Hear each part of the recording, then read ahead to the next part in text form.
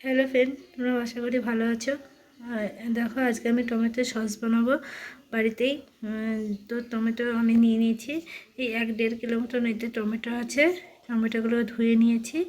এবার আমি টমেটোগুলোকে piece piece করে কেটে নেব।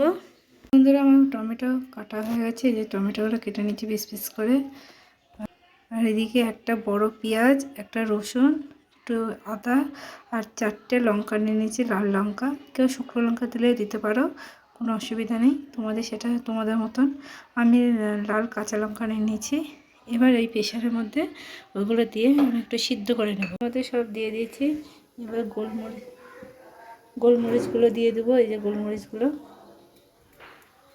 দেখো, লবণ, হলুদ আর চিনি দিয়ে দিয়েছি স্বাদ মতন। পরে লাগলে আবার দিয়ে দেবো, আমি আমার মতন স্বাদ মতন দিয়ে দিয়েছি। দেখো বন্ধুরা, আমি এই মিক্সিতে এটাকে ওই সিদ্ধ করে টমেটোকে পেস্ট করে নিয়েছি। দিয়ে একটা ছ্যাঁকনার সাহায্যে, বড় ছ্যাঁকনা, তারের যে ছ্যাঁকনাগুলো হয় ওই ছ্যাঁকনার সাহায্যে বা মশারির মধ্যে দিয়ে তোমরা এটাকে ভালো করে ছেঁকে নিতে পারবে। দেখো, কোনো আর টমেটোর কোনো ছোবড়াগুলো নেই, সব পাতলা হয়ে গেছে। এবার এটাকে আমি কড়াই দিব, যে কড়াই ঢেলে দিচ্ছি।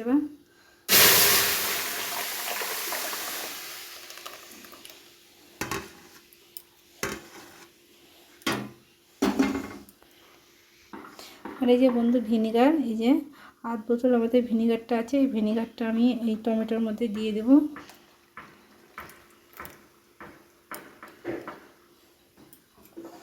দিয়ে এবার একটু, যতক্ষণ ঘন না হচ্ছে একটু ফুটতে দেবো, একটু ফুটবে। দেখো বন্ধুরা, আমার সস রেডি হয়ে গেছে। এই যে কি সুন্দর ঘন হয়ে গেছে। এইভাবে ঘন করে রেখে দিতে হবে। আর বিশেষ করে বাচ্চাদের খাওয়ানোর জন্য বাড়িতে বানিয়ে সস খাওয়ানোই ভালো কেনার থেকে। কেনাগুলো অনেক সময় কেমিক্যাল দেওয়া থাকে, পেটের অসুখ হতে পারে, সেজন্য আমরা বাড়িতেই বানিয়ে নিলাম এইভাবে। আজকের মতো এখানেই বই গেলাম। যদি ভালো লাগে তোমরা লাইক কমেন্ট করে দিও।